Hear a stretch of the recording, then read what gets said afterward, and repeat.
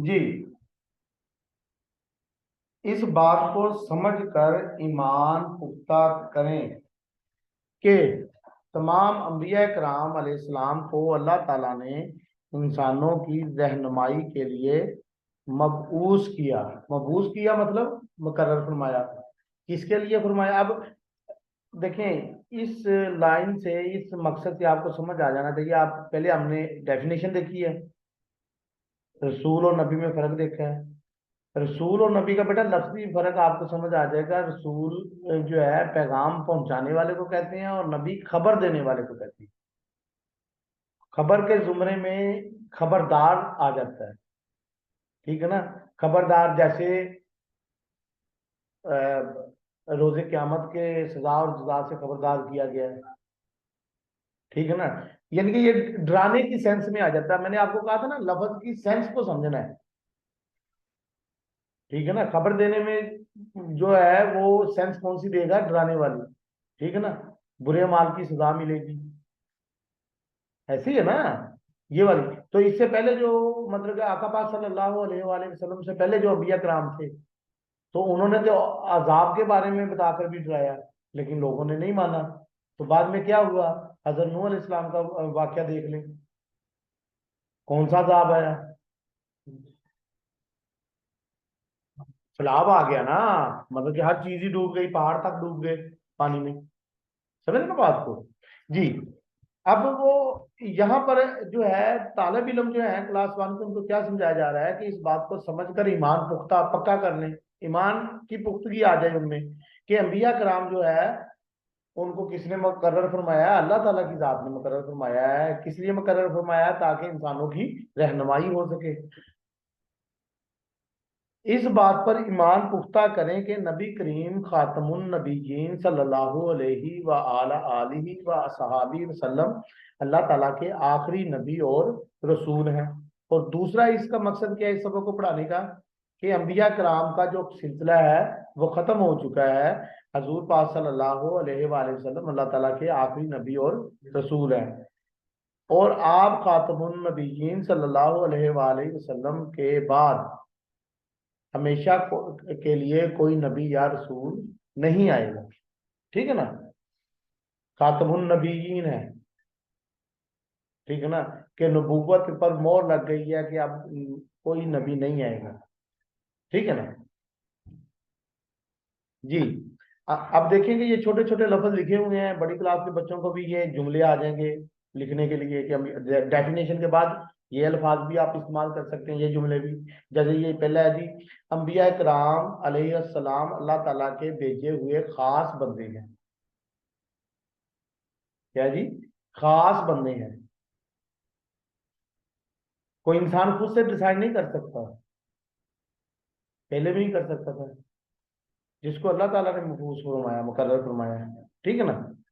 और ये कुरान पाक में बाकायदा इस चीज के बारे में मेंशन है, ठीक है। दूसरा क्या है जी, अंबिया कराम अलैहिस्सलाम ने एक अल्लाह की इबादत करने का हुक्म दिया। जितने भी अंबिया कराम आए, किसकी इबादत का हुक्म दिया?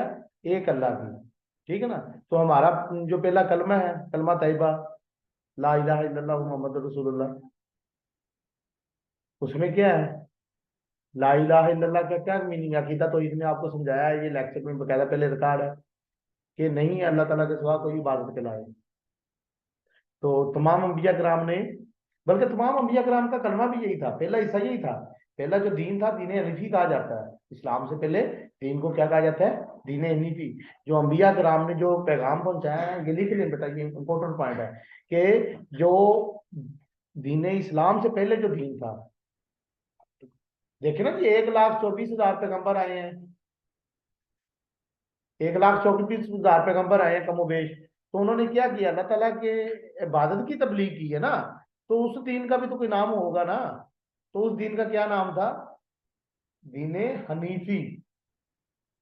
इंपॉर्टेंट पॉइंट है ये, जी। अब देखें कि, अगर आप देखें कि ला इलाहा इल्लल्लाह इब्राहिम खलीलुल्लाह, ला इलाहा इल्लल्लाह ईसा रूहुल्लाह, ठीक है ना। पहले ला इलाहा इल्लल्लाह सबका था, लेकिन रसूलुल्लाह अकबा सल्लल्लाहु अलैहि वसल्लम को बाकियों का देख लें कि खलीलुल्लाह दोस्त थे, ठीक है ना। इसी तरह उससे पहले भी हैं, एक दिन मैंने आप लोग ये जो है शॉर्ट स्टोरी में जो कलमात हैं अंबिया कराम के पहले, वो मैंने अपलोड कर दूंगा, जो है शॉर्ट स्टोरी में इंशाल्लाह जल्दी सारे। और स्टेटस वगैरह पर लगाए होते हैं, मैंने देख सुने होंगे आप लोगों ने। कल में जो है वो उस दीन का क्या नाम है, दीन हनीफी। जी। तो आका पाक सल्लल्लाहु अलैहि वसल्लम के बाद कौन सा जी, दीन इस्लाम। जी ये एक और यहाँ पर दीन इस्लाम से एक और थोड़ा सा जेहन में आया, ये देख लें कि हम लिख देते हैं मजहब, किताबों में भी पहला लिखा हुआ था, ये बहुत बड़ी लफ्जी गलती थी। आप इस्लाम को मजहब नहीं कह सकते, इस्लाम दीन है। मजहब जो लफ्ज है वो उस चीज के लिए, उस मतलब के पहले जो आका सल्लल्लाहु अलैहि वसल्लम से पहले जो अंबिया कराम थे उनके जो दीन थे, पहले जो दीन नीति था उसमें मोल्डेड फॉर्म हो चुकी है, यानी कि इंसानों ने बहुत कुछ ऐड कर दिया। तो जिसमें इंसानों की तरफ एडिशन हो जाए उसको मजहब कहा जाता है। इसलिए इस्लाम दीन है, क्योंकि ये आका पाक सल्लल्लाहु अलैहि वसल्लम मुकम्मल इसकी तबलीग कर गए और इसको मुकम्मल कर चुके हैं। तो उसके बाद किसी भी इंसान में कह लो कि इतनी हिम्मत नहीं होनी चाहिए, ना ही कोई ऐसा कोई जसारत रखता होगा कि वो इस दीन में कोई इजाफा करे या कमी बेशी करे, नाउजुबिल्लाह। ठीक है ना। क्यों? क्योंकि आका पाक सल्लल्लाहु अलैहि वसल्लम खुतबा हज्जतुल विदा में बकायदा लोगों से गवाही ले चुके हैं कि जी तुम्हारे लिए तुम्हारा दीन मुकम्मल हो चुका है, गवाही वगैरह लिए वो बकायदा खुतबा हज्जतुल विदा का जब टॉपिक आएगा उसमें डिस्कस करेंगे। जी। तो तमाम अंबिया कराम ने क्या है जी, अल्लाह ताला की इबादत करने का हुक्म किया जी। वो लोगों के अच्छे काम करने का हुक्म देते थे और बुरे कामों से मना करते थे। असल में अंबिया कराम आए इसलिए है, जिंदगी गुजारने के दो रास्ते हैं, एक अच्छाई का एक बुराई का। तो अंबिया कराम आए इसलिए कि रहनुमाई करें किस चीज की, कि सही रास्ता कौन सा है, अच्छा रास्ता कौन सा है। और वो रास्ता है जो आप हर नमाज में भी अल्लाह तला से दुआ करते हैं, ईदिन सिरातिल मुस्तकीम, ऐ मेरे रब हमें सीधे रास्ते पर चला, करते हैं ना दुआ। जी। अब आगे देखें जी, वो लोगों को अच्छे काम करने का ये हो गया क्लियर, और बुरे कामों से और फिर बुरे कामों की भी आप दुआ करते हैं जी। आप क्या कहते हैं जी, इस दिन सिरातुल मुस्तकीम, सिरातल लजीना, सीधा रास्ता, अनअमता, जिस पर इनाम हुआ, जिस पर अल्लाह तला का इनाम हुआ, उन लोगों के रास्ते पर चला, गैरिल मगदूबी अलैहिम वलद्दालिन, और उन लोगों के रास्ते से बचा जिन पर गजब हुआ। साहब उसकी भी खबर है, आप उसकी भी दुआ करते हैं कि बुरे जो काम है, बुराई के काम है, उससे बचा। अल्लाह तला से यही दुआ करते हैं ना जी। जी। तो अंबिया कराम ने ही हमारी इस चीज की रहनुमाई की है कि सीधा रास्ता कौन सा है और बुराई का रास्ता कौन सा है। जी।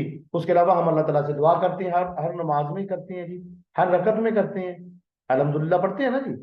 उसमें यही दुआ करते हैं ना अल्लाह तला से कि जी हमें सीधे रास्ते पर चला और उन लोगों के रास्ते से बचा जिन्होंने, जिन पर अल्लाह तला का गजब हुआ, तेरा गजब हुआ, अल्लाह तला को कहते हैं जी। अल्लाह ताला के पहले नबी हजरत आदम अलैहिस्सलाम और आखिरी नबी हजरत मोहम्मद रसूलुल्लाह सल्लल्लाहु अलैहि वसल्लम खातमुन नबीयीन है। जी। जी।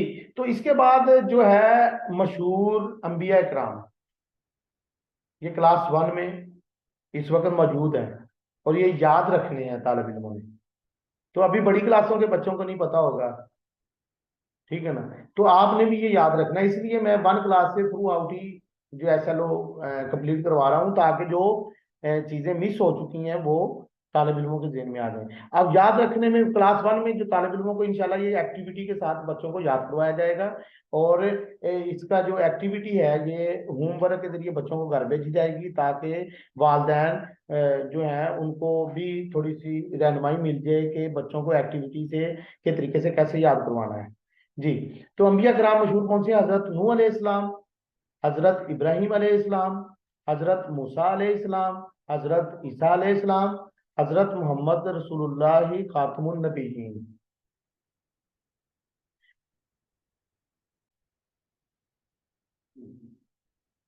उसके बाद ये हमारे प्यारे नबी का नाम हजरत मोहम्मद रसूलुल्लाह खातमुन नबीयीन सल्लल्लाहु अलैहि व आला आलिहि व अस्हाबिही वसल्लम है। आप खातमुन नबीयीन सल्लल्लाहु अलैहि वसल्लम के बाद क़यामत तक कोई नबी या रसूल नहीं आएगा। तो इतना ईमान तमाम तालिब इल्मों का वन क्लास में मुकम्मल होना चाहिए। ये जितने भी फिक्रात हैं बच्चे को मनोवन याद करवाने हैं ताकि उनको पता चले कि मुसलमानों का अकीदा क्या है। जब ये बच्चों को याद होंगे तब भी वो अगली क्लासों में जाकर मजीद इस चीज को अपने अंदर एब्जॉर्व कर सकेंगे। जी, अब चलते हैं जी क्लास 3 की तरफ। तो क्लास 3 के ऐसा तो देखें कि क्लास 3 में क्या चीजें तालिब इल्म में होनी चाहिए नबूवत और रिसालत के हवाले से। सबसे पहले है जी, नबूवत और रिसालत का मायने और मफहूम समझ सकें कि तालिब इल्म नबूवत और रिसालत का मफहूम और मायने। तो लेक्चर के स्टार्ट में ही वो चीज समझा दी गई है जी। ऐसे ही लेक्चर के स्टार्ट में समझा दी गई है ना, रिसालत का वो बकायदा 11th क्लास से वो दिखाया है और उसका मफहूम भी अच्छे से समझा दिया है जी। नबूवत और रिसालत की जरूरत और अहमियत के बारे में जान सकेंगे जी। देखें आपने, सिंपल से है कि अंबिया कराम को क्यों मबूस किया गया, इंसानों की रहनुमाई के लिए, ऐसे ही है ना। तो उनकी जरूरत क्यों थी। अब अल्लाह ताला की जात इतनी बड़ी है, इतनी बड़ी है, इतनी जाहो जलाल वाली है कि खलीलुल्लाह की आंखों की बहनाई चली गई और अभी रब जल्ल जलालहू की जात की झलक को डायरेक्ट नहीं देखा, सामने पहाड़ पर पड़ी, ऐसे ही है, डायरेक्ट नहीं देखा। तो आम इंसान कैसे देख सकता था, तो आम इंसान की कैसे रहनुमाई हो सकती थी। इसलिए अंबिया कराम को मबूस किया गया ताकि आम इंसानों की रहनुमाई हो सके। तो यही जरूरत और अहमियत आप समझ गए होंगे कि जरूरत क्या है, क्यों थी। क्लियर है इतना में जी। उसके बाद अंबिया कराम अलैहिस्सलाम की सिफात से वाकिफ होकर अमली जिंदगी में उन्हें अपना सकें। दूसरा क्या मकसद है जी इस सबक को पढ़ाने का क्लास 3 में, कि अंबिया कराम की खुसूसियात सिफात कि उनमें कौन सी सिफात थी। जैसे आका पाक सल्लल्लाहु अलैहि वसल्लम का की सिफात आपने याद की होगी, ये तो सिलेबस में शामिल थी कि सादिक और अमीन, ये सिफात ही है ना, सिफाती नाम है ना, सादिक और अमीन कहा जाता था। सच बोलते थे, कभी झूठ नहीं बोला सारी जिंदगी, ये सिफात है। अमीन थे, अमानत में खयानत नहीं करते थे। तो जब हमें इन सिफात का पता चलेगा तो फिर ही हम उनकी पैरवी कर सकेंगे ना। तो इस सबक में क्लास 3 में बच्चों को आका पाक सल्लल्लाहु अलैहि वसल्लम की सिफात की अहमियत बताई जाएगी कि सिफात क्या थी। अब सादिक अमीन अमानतदार जो इस्लामियात का जो टॉपिक है आपका बाब नंबर 3 है, इखलाक हुस्ना, नहीं नहीं 4 है। जो 3 है वो सीरत तैयबा है। तमाम क्लासेस में इस्लामियात की जो 12th क्लास तक है वहां से जो बाब सोम है वो किसके बारे में है, सीरत है तैयबा के बारे में। उसमें गज़वात हैं और उसके अलावा और आका पाक से हिजरत के बारे में है, सुलह हदैबिया के बारे में है, हबशे हिजरत हबशा औला और अदना दोनों ही हैं। ये सारे मतलब कि आका पाक सल्लल्लाहु अलैहि वसल्लम की सीरत के बारे में जो टॉपिक है वो है सारे उस बाब में, वो इंशाल्लाह डिस्कस करेंगे। और उसके बाद चौथा जो बाब है तमाम जमातों में वो है इखलाकी हुस्ना के बारे में। तो उसके बारे में फिर डिस्कस किया जाएगा, उसमें ये सदाकत अमानत इन चीजों के बारे में डिस्कस किया जाएगा जी। अब सिफात से अब समझ आ गई ना कि सिफात का मालूम होगा, तालिब इल्मों को बच्चों को मालूम होगा, एक मुसलमान को मालूम होगा कि आका पाक सल्लल्लाहु अलैहि वसल्लम की सिफात क्या थी और इन सिफात का मकसद क्या है। तो तब ही वो उसकी पैरवी कर सकेंगे और अपनी अमली जिंदगी उस तरीके से गुजारेंगे जी। जी नेक्स्ट चलते हैं जी। हजरत मोहम्मद रसूलुल्लाह खातमुन नबीयीन को नबी आखिरुज़्ज़मान जानकर अकीदा खत्म नबूवत को मजबूत कर सकेंगे जी। ये थोड़े से सोसाइटी में थोड़े से चल रहे हैं इशू, इस मामले में ये गवर्नमेंट का एक बहुत ही अच्छा कदम है कि सिलेबस में अकीदा खत्म नबूवत को बकायदा शामिल कर लिया गया है। अकीदा खत्म नबूवत को बकायदा शामिल कर दिया गया है ताकि हर मुसलमान की, हर बच्चे की रहनुमाई हो सके कि अकीदा खत्म नबूवत आखिर है क्या, क्या है जी। कि आका पाक सल्लल्लाहु अलैहि वसल्लम अल्लाह ताला के आखिरी रसूल और नबी हैं, उनके बाद कोई नबी या रसूल नहीं आएगा क़यामत तक। ठीक है ना जी? इस चीज को मजबूत कर सकेंगे, इस थॉट को। अपनी जिंदगी को प्यारे नबी हजरत मोहम्मद रसूलुल्लाह खातमुन नबीयीन सल्लल्लाहु अलैहि वसल्लम की सीरत व सुन्नत के मुताबिक डाल सकेंगे।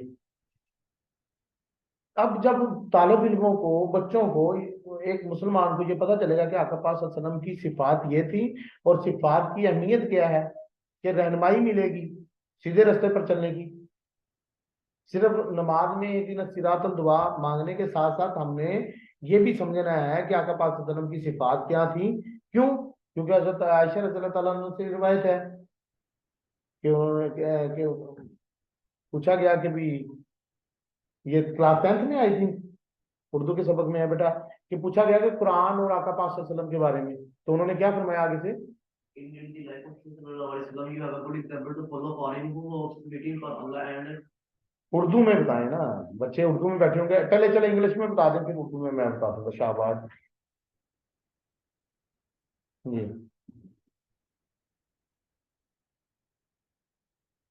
Indeed, the life of Rasul sallallahu alaihi wasallam, you have a good example to follow for him who hopes meeting for Allah and last day and remember Allah much. जी। तो क्या था जी कि हजरत आयशा रज़ी अल्लाह तआला ने क्या फरमाया जब सवाल पूछा गया कि आप सल्लल्लाहु अलैहि वसल्लम की जिंदगी, जो अमली जिंदगी है, वो कुरान पाक का ही नमूना है, जो कुरान पाक में बयान किया गया है वही आका पाक सल्लल्लाहु अलैहि वसल्लम की अमली जिंदगी से आपको मिलेगा। ठीक है ना जी?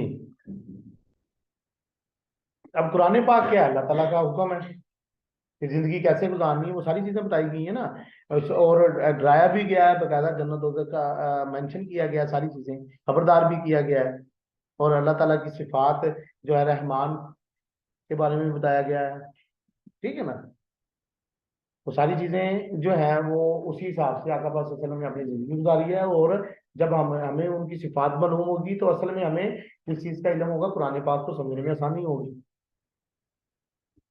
क्योंकि आका पाक सल्लल्लाहु अलैहि वसल्लम की वही सिफात है जो कुरान पाक में मौजूद है। जी। ये अब नेक्स्ट कौन सी क्लास है? ये 6th क्लास में है जी। जी, अब 6th क्लास के लेवल पर देखते हैं कि तालिब इल्म से क्या गवर्नमेंट डिमांड करती है कि वो किस लेवल पर पहुंचे। और वो ज़ाहिर इस चीज का फिर एग्जामिनेशन भी होगा, कि उसकी जांच पड़ताल भी होगी तालिब इल्म की कि क्या वाकई उसने ये इसके जो बेसिक कंसेप्ट है उसका ईमान वाकई इतना पुख्ता हो चुका है कि नहीं पुख्ता। इस चीज को जज किया जाएगा। जी। तो क्लास 6 पेज नंबर बताने, पेज नंबर जी 14 है जी। इस सबक की तकमील पर तुलबा इस काबिल हो जाएंगे कि अकीदा, नबूवत व रिसालत के मैनी व मफहूम की अहमियत जान सकेंगे। जी।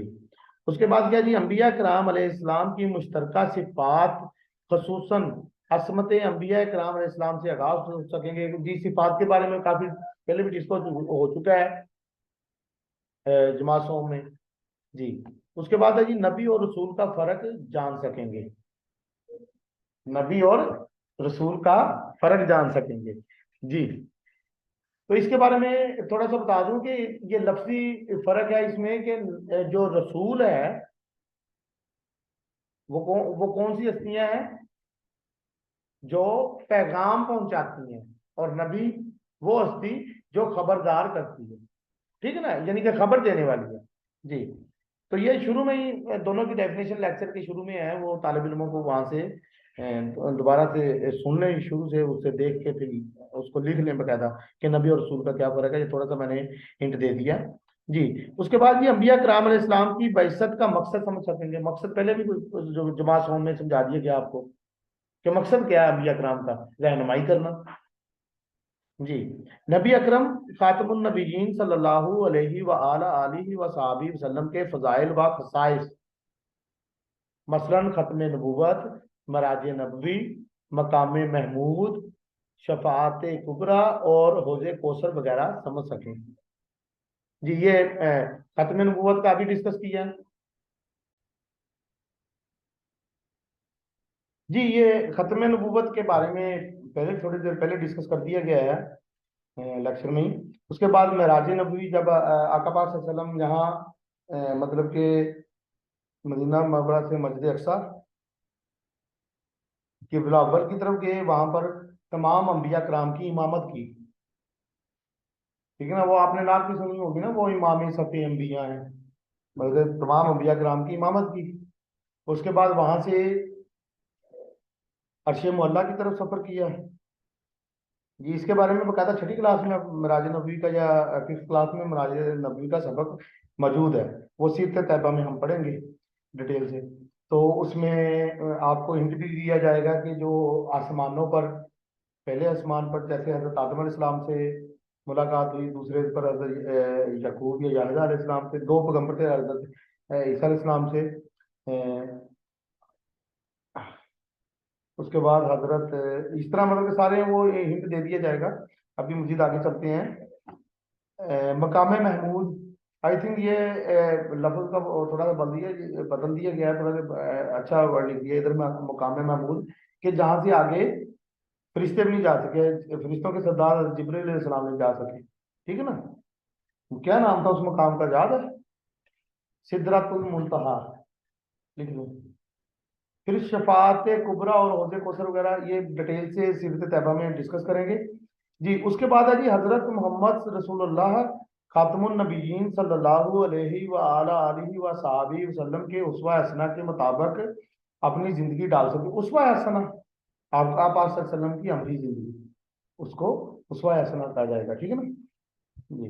जी, उसके बाद आते हैं जी क्लास नाइन्थ की तरफ। जी, क्लास नाइन्थ में अकीदा रसालत जी पेज नंबर 14 पर है।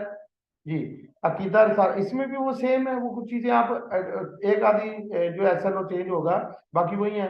जी, पहला जी अकीदा रसालत के मतलब मालूमात हासिल कर सकेंगे, अकीदा रसालत के मफहूम अहमियत और ज़रूरत को समझ सकेंगे, ये पहले डिस्कस हो चुका है। अम्बिया कराम अलैहिस्सलाम और नबी करीम सल्लल्लाहु अलैहि वसल्लम की रसालत की नुमाया खसूसियात और अजमत का फहम हासिल कर सकेंगे। जी, ये खसूसियात के बारे में भी डिस्कस हो चुका है पहले ही पिछली जमातों में। जी, उसके बाद अकीदा खत्म नबूवत के मतलब आगाही हासिल कर सकेंगे। अकीदा खत्म नबूवत पर भी काफी डिस्कस हो चुकी है पहले ही। ठीक है ना जी। उसके बाद अकीदा रिसालत की रूह को समझते हुए अमली जिंदगी में तमाम अंबिया कराम अलैहिस्सलाम की इज्जत और तकरीम कर सकें। जी, अच्छा, यहाँ पर तालिब इल्मों को मैं थोड़ा सा ना एक सिचुएशन देना चाह रहा हूँ। साइंस में सिचुएशन दी जाती है, ये तकरीबन हर मुसलमान की ही ख्वाहिश है कि आका पाक सल्लल्लाहु अलैहि वसल्लम का दीदार हो जाए। ठीक है ना। शायद ही होगा कोई मुसलमान जिसकी ख्वाहिश ना हो कि आका पाक सल्लल्लाहु अलैहि वसल्लम का दीदार हो जाए। अब थोड़ा सा सिचुएशन इस तरह समझाता हूँ कि आप इमेजिनेशन करें कि आका पाक सल्लल्लाहु अलैहि वसल्लम आपको दीदार करवाने ही आ जाते हैं, ख्वाब में आ जाते हैं, या वैसे मतलब कि झलक। अब ये सिचुएशन एक दे रहा हूँ। अब हमारे माशरे में क्या है, घर में है जी, टीवी पर ड्रामा देखा जा रहा है।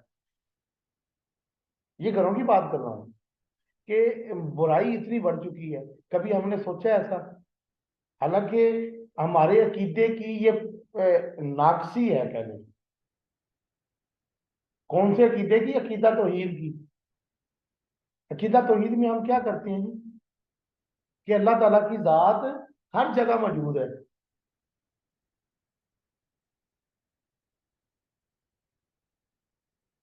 तो टीवी लगा के बैठे हैं तब नहीं यार वो जात मौजूद है? ड्रामा देख रहे हैं, गाने सुन रहे हैं, तब नहीं यार? क्या तब तब अकीदा लागू नहीं होता? होता है। और फिर हम दुआ भी इसी की मांगते हैं नमाज में, इहदिना सिरात मुस्तकीम, कि हम ए रब हमें सीधे रास्ते पर चला। तो फिर ये जुबान और जो हमारा दिमाग और दिल का क्यों नहीं पैचअप हो रहा? सीधे रास्ते पर क्यों नहीं चल पा रहे? कहाँ पर खामियां हैं? यह मुसलमानों को सोचना चाहिए। जी, वो सिचुएशन की बात कर रहे थे कि दीदार करवाने आते हैं जी। अब आप ड्रामा लगाकर बैठी हैं, खास माजरत के साथ हमारी बहनें जो ये लेक्चर सुन रही होंगी, वो घरों में अभी पर्दे का तो बहुत सख्ती से हुक्म है। ठीक है ना। तो वो अब वो दीदार होता है जी, वो पहले जी पर्दा करेंगी। चुन्नी मौजूद है नहीं मौजूद, चादर वगैरह दुपट्टा वगैरह, पहले भागकर वो लेंगे या टीवी बंद करेंगे, क्या करेंगे?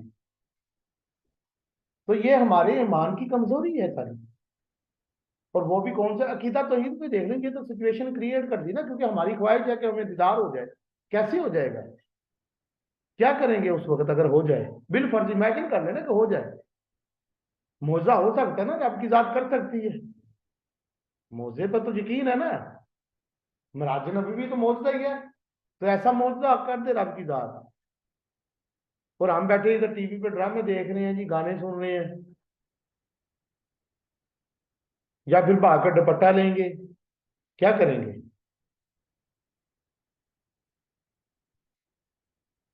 तो हमें अपने, ये हमारी बेसिक है। अकीदा हमारा पहला यकीन है। बच्चा पैदा होता जाता है, हम कलमा सिखा देते हैं, लेकिन उसका अकीदा मजबूत नहीं कर पाते। जी। अब वो खसूसियात के बाद अच्छा जी, अकीदा रसालत की रोशनी में अपने अमाल का जायजा ले सकें और अपनी जिंदगियों में अकीदा खत्म नबूवत के असरात को जान सकें। कि पहले तो हम क्या है कि अकीदा रसालत की रोशनी में अपने अमाल का जायजा लें। ये आपको एक जायजा ही दिलवाया है, छोटा सा जायजा ही दिलवाया ना, सिचुएशन क्रिएट करके कि दीदार हो जाए, मौजा हो जाए दीदार का। तो अब हमारे अमाल क्या है? अब हमारे अमाल जो है, क्या वही है? क्या हम अमानतदार हैं हमारे माशरे में? अब सिर्फ ये क्या कि जान छुड़ा ली जाती है जी, वो सारे एकदम हुए आवे दावा बिगड़े हुए। भाई हम खुद को सुधारें, क्या हमारा ईमान मजबूत है? क्या हम साधक हैं? क्या हम अमानतदार हैं? क्या हम आका पाक वसल्लम की पैरवी कर लें? उनकी जिंदगी को देखें और फिर अपनी देखें, फिर सबर के बारे में देख लें। बच्चों को पढ़ाया जाता है ना जी, वो वाकया जो वो बकायदा, कि वो एक बूढ़ी औरत जो है कूड़ा करकट फेंकती थी, तो क्या किया आका पाक वसल्लम? तीमारदारी के लिए चले गए। ऐसे ही है ना। तो जब फतेह मक्का हुआ तब क्या हुआ? करीबी अजीज मतलब के जो थे, जो कातिल थे, मतलब के करीबी अजीज लोगों के, उनको माफ कर दिया। आम माफी का ऐलान हुआ। तो क्या हमारे माल ऐसे हैं? क्या हम मतलब के दूसरे की गलती कुताही पर इग्नोर करते हैं, या किसी को राय रास्त पर लाने की कोशिश करते हैं? नहीं। ये छोटी छोटी बातों पर लड़ाई शुरू हो जाती है। ये बच्चे हैं जी, तालब इलम, ये देख लें जी, अब पेंसिल मेरी तोड़ दी थी, सिक्का तोड़ देता, ये छोटी, ये बच्चों को समझाया नहीं जा रहा। सब्र की तो तलकीन ही नहीं की जा रही। तो माशरे में अच्छाई कैसे आएगी? इस्लामी माशरा कैसा बनेगा? इस्लाह की जाएगी ना, एक दूसरे की काउंसलिंग की जाएगी, मुशावरत की जाएगी। जो चीजें इलम में है वो बता दी जाएंगी। जो हमारे इलम में है, इलम मुकम्मल कभी भी नहीं होता। जो दूसरे के पास मौजूद है जो इलम, उनसे ले लिया जा सकता है, उनसे रहनुमाई ली जा सकती है। ठीक है ना?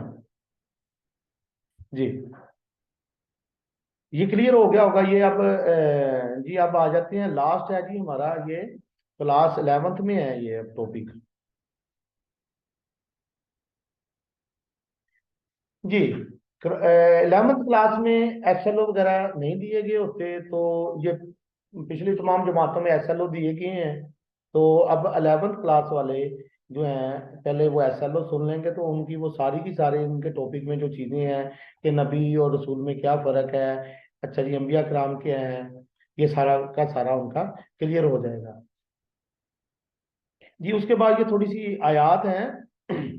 ये तालब इल्मों की रीडिंग का टेस्ट लिया गया है, तो तालब इल्मों का देखने में ये आया career the career counselling academy की तरफ से, कि तालब इल्मों के अभी तक जो है बेसिक जो तजवीद के रूल हैं वो मालूम नहीं है।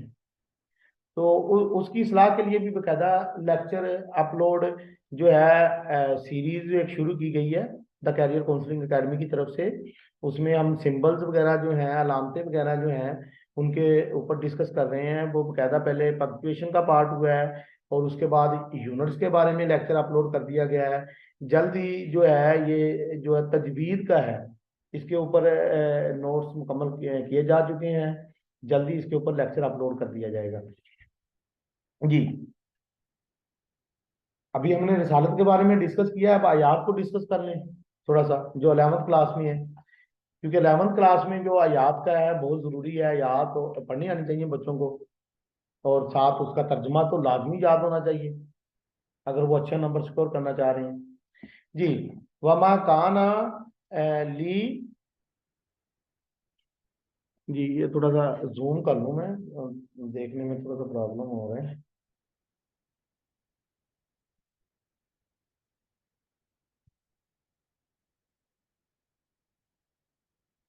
जी, वमा काना ली बशरिन अय्यू, जी यहाँ पर देखें, या के ऊपर क्या है, शब्द है, तो आपने नून के ऊपर साकन है, जजम है, यानी कि नून साकन रहेगा, नून की आवाज नहीं निकलेगी, लेकिन आपने नाक से आवाज जरूर निकालनी है, ठीक है ना, उसकी हाजिरी, ये बताया गया है जजम की हाजिरी जो है वो जिसके ऊपर लफ्ज के ऊपर जिस हरफ के ऊपर जजम आ जाए उसकी प्रेजेंस शो करनी है, आपकी स्पीकिंग से शो, तो इसलिए इसको अयू, और या के ऊपर शब्द है तो पिछले लफ्ज से भी मिलाना जरूरी है, और फिर उस लफ्ज के ऊपर जो सॉरी हरफ, उस हरफ के ऊपर जो अलामत है शब्द की, जबर की है, जेर की है, पेश की है, उसको भी अदा करना जरूरी है। जी, कल्ली, फिर लाम के ऊपर शब्द है तो कल्ली, पिछले लफ्ज से भी मिलाना है, और पिछले हरफ से भी उस हरफ को मिलाना है, और जो अलामत है उसकी बात भी निकालनी है। माहू, माहुल्लाहु, अब ला को थोड़ा सा लंबा क्यों करना है, क्योंकि खड़ी जबर है। अब खड़ी जबर के बारे में बच्चों को जो समझाया गया है, क्या समझाया गया है कि इसका अदब जबर से थोड़ा सा ज्यादा करना है, ठीक है ना, और अदब किस सेंस में करना है, बोलने में थोड़ा सा लंबा करके बोलना है। जी, अल्लाहु इल्ला, फिर शब्द आ गया, फिर अलिफ को लाम से मिलाया, वही दो रूल बेसिक जो है, ये तजवीज का इंशाल्लाह लेक्चर अपलोड कर दिया जाएगा। वाह यन, वाह यन, अब हा के ऊपर क्या है, जजम है, हा के ऊपर क्या है, हा के ऊपर जजम है।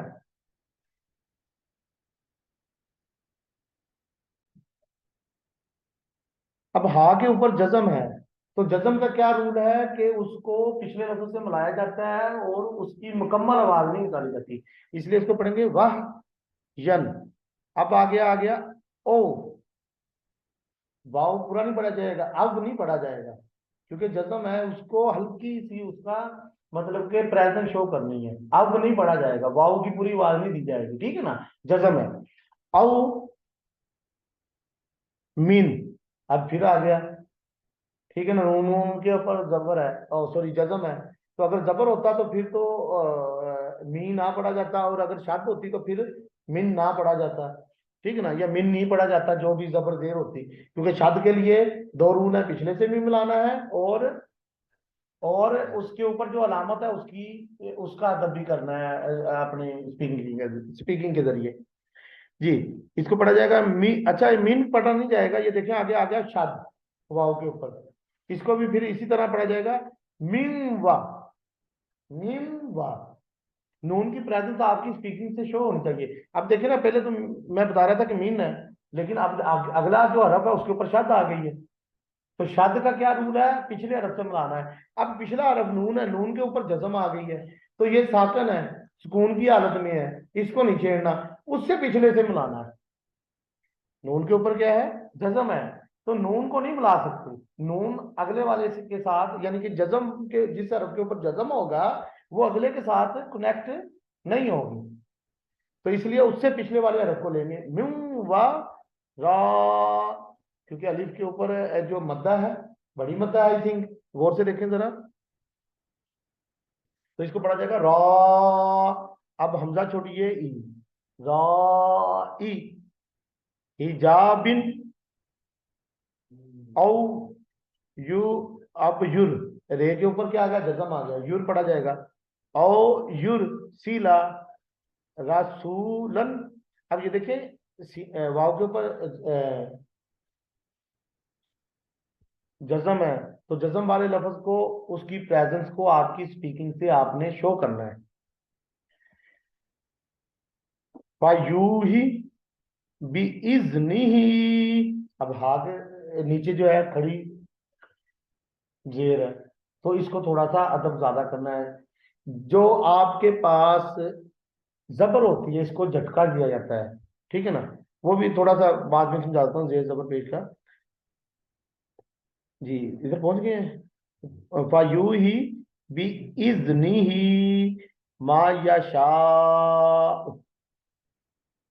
अब एंड पर मैंने थोड़ा सा कहा है मा यशा, हमजा की प्रेजेंस शो करनी है। क्यों? क्योंकि अब आयत खत्म हो चुकी है, और आयत खत्म हो जाए तो वक्फे लाजम है। तो वक्फे लाजम का क्या असूल है? अगर दो अलामतें होंगी तो एक को वो खा जाएगा। अगर एक अलामत है तो उसको वो क्या करेगा? जी, अब वक्फ लाजम है तो दो अगर अलामतें हैं जबर की, जेर की या पेश की, तो उसमें से एक वो वक्फ लाजम खा जाएगा, एक की आवाज निकलेगी। अगर एक है तो वो क्या करेगा? उसको चेंज कर देगा, बदल देगा। किसमें बदल देगा? जज्म में। तो यहां पर आपकी पेश, अगर हम पढ़ते हमजा पेश ऊ, लेकिन नहीं, ये क्या हो गया? जज्म हो गया है। सुकून ये वक्फे लाजिम की वजह से क्या है, आखिरी हरफ के ऊपर जो अलामत होगी वो किसकी शक्ल में चेंज हो जाएगी? अलामत जज्म में। और जज्म के बारे में मैंने काफी डिस्कस किया है कि वो पिछले हरफ से मिलेगी और उसकी प्रेजेंट शो होगी, मुकम्मल आवाज में दी जाएगी। ठीक है जी। उसके अलावा थोड़ा सा है जो अब आपको बता दिया ना कि खड़ी जबर का या खड़ी जेर का अदब ज्यादा करना है। तो आपके पास जो है जो जैसे वाह है, तो अगर वाव को देख के समझते हैं, वाव जबर वाह, यानी कि जबर के लिए हल्का सा झटका देना है। या इसको कंसिडर कर लें कि एक एज इतनी बार देनी है। ठीक है ना, आप बी ए बा करते ना, बी ए बा, लेकिन अगर खड़ी जबर होगी तो इतना के कर लें उसको। अगर टेक्निकली समझना चाह रहे हैं कि दो ये जितनी बार निकाल रहे हैं, बी डबल ए बा। अगर खड़ी जबर होगी तो उसको पूरा पढ़ा जाएगा, वाओ खड़ी जबर वाह। अगर जबर अकेली है तो सिंपल जरब है, स्लीपिंग लाइन जो है उसको झटका देना जुबान करके, वाओ जबर वाह। अगर खड़ी जबर है तो थोड़ा ज्यादा अदब करना है, वाओ खड़ी जबर वाह। अगर छोटी मद्दा है उससे ज्यादा अदब करना है, वाओ छोटी मद्दा वाह। अगर बड़ी मद्दा है उसका सबसे ज्यादा अदब करना है, वाओ बड़ी मद्दा वाह। क्लियर है? ये तजवीज के तकरीबन बेसिक रूल जो है ना वो बता दिए गए हैं। मजीद जो होंगे वो बकायदा इसका लेक्चर अपलोड किया जाएगा इंशाल्लाह। जी, अब इसका तर्जमा देखते हैं जी। हमारा असल टॉपिक जो है वो तो नबूवत और रसालत है। जी, तर्जमा है जी, और किसी इंसान के लिए मुमकिन नहीं कि अल्लाह उससे कलाम करे। जी, ये बात मैंने पहले भी समझाई है कि खलीलुल्लाह की आंखों की बनाई चली गई थी एक झलक से, वो भी डायरेक्ट नहीं थी। ऐसे ही है ना। तो अब एक आम इंसान जो है, अब अल्लाह ताला कुरान पाक में बकायदा हुक्म फरमा रहा है कि किसी इंसान के लिए मुमकिन नहीं कि अल्लाह उससे उससे कलाम करे। समझ रहे हैं? कलाम का क्या मतलब होता है? लफ्जी बोलना, किसी से बातचीत करना। समझ रहे हैं ना? वही बात आ गई ना जो समझाई थी, वही बेसिक कंसेप्ट। अगर आप पिछला लेक्चर सुन लें और इसकी रीडिंग कर लें तो आपका सारे का सारा ये टॉपिक तैयार हो जाएगा नबूवत और रिसालत का। क्लियर है जी? उसके बाद क्या है जी? कलाम करे मगर वही के जरिए या पर्दे के पीछे से। वही के जरिए या पर्दे के पीछे से। वही कौन लाते थे जी? फरिश्ते। हज़रत जिब्राइल अलैहिस्सलाम की ड्यूटी थी, उनको मुकर्रर किया गया था। तो इंशाल्लाह अगला जो हमारा अकीदा है वो मलाइका पर ही होगा। वो इंशाल्लाह कल को उसी टॉपिक पर बात होगी, वही मौजू होगा हमारा। जी, मगर वही के जरिए या पर्दे के पीछे से, या वो कोई फरिश्ता भेजे तो वो उसके हुक्म से जो वो, यानी कि अब ये देखिए ब्रैकेट के बारे में आपको समझाया था कि एडिशन बताई जाती है, कोई एक्स्ट्रा चीज बताई जाती है। अब वो जो है आपको पता है कि इंग्लिश में ही शी या दे इस्तेमाल होता है वो के लिए। ये एक आपका क्या है? नाउन है। नाउन की कौन सी किस्म है ये? ही शी इट वगैरह, प्रोनाउन। तो अब वो जो है आपका इसी तरह सेम उर्दू में ये हैसियत रखता है। अब वो कोई भी हो सकता है, लेकिन अब ये ब्रैकेट में ऊपर इसका अरबी में नहीं लिखा हुआ, लेकिन अब ब्रैकेट में ये बकायदा समझाया गया है बच्चों को कि यहाँ पर वो से किसको मुराद दिया गया है, अल्लाह ताला की जात को, इसलिए ब्रैकेट में लिखा है। समझ ना, ब्रैकेट में आपने एडिशनल चीज बतानी है उस लफ्ज के बारे में। अब वो यानी कि अल्लाह ताला, वो चाहे वही करे, बेशक वो बहुत बुलंद बड़ी हिकमत वाला है, कि अल्लाह ताला की जात चाहे वही के जरिए भेजे या पर्दे के पीछे से, ठीक है ना, जो है पैगाम पहुंचा दे। जी ये आयत, ये सूरतुल शोरा और आयत नंबर 51 है। और सूरतुल शोरा के बारे में मेरे ख्याल में हमने जो बकायदा इस आयत के जो एसएलओ थे और इसमें जो मेन चीजें हैं वो क्लास 9th के लेक्चर में अपलोड कर दी हैं, तर्जुमातुल कुरान के सिलेबस में। तालिब इल्म वहां से मजीद जो सूरा के बारे में समझना चाह रहे हैं वहां से समझ सकते हैं। जी उसके बाद अल्लाह ताला ने एक और जगह पर इरशाद फरमाया कुरान मजीद में, वो है जी सूरतुन नहल आयत नंबर 36 में। जी ये इसको पढ़ते हैं जी। अब वो देख लें, वही तजवीज का मेन वही चीजें रखनी है। वाला कद, अब ये काफ जो है ये हलक से पढ़ना है, हलक से आवाज आनी चाहिए। और ये लेक्चर में पहले जो हरूफ तहज्जी के जो लेक्चर अपलोड किए हैं वो वहां पर बकायदा बताया गया है, एक्टिविटी करके बताया गया है कि काफ की आवाज आप हलक से कैसे निकाल सकते हैं, जुबान का कहाँ पर रखना है, वो बकायदा उस लेक्चर में आपको समझा दिया गया तमाम तालिब इल्मों को। जी बा असना फी कुल्ली उम्मातिन, अब ये देखें रे के ऊपर शब्द आ गई, फिर उम्मातिन रसूला, रसूलन, ये देखें ये, अब यहाँ पर इसको रसूलन पढ़ा जाएगा। अब ये आखिरी हरफ नहीं है, आखिरी हरफ कौन सा है, अलिफ है। अगर आखिरी हरफ लाम होता तो फिर वक्फे लाजिम की वजह से क्या होना था, रसूला पढ़ा जाना था। अब तजवीज की समझ आ रही है ना, कंसेप्ट क्लियर है इस चीज का, वक्फे लाजिम का भी। जी इसका तर्जमा आप देखते हैं जी, तर्जमा, यकीनन हमने हर उम्मत में एक रसूल भेजा। जी अब लेक्चर खत्म करते हैं जी। वमा अलैना इल्लल बलाग, इंशाल्लाह नेक्स्ट सीरीज में मुलाकात होगी। दुआओं में याद रखिएगा।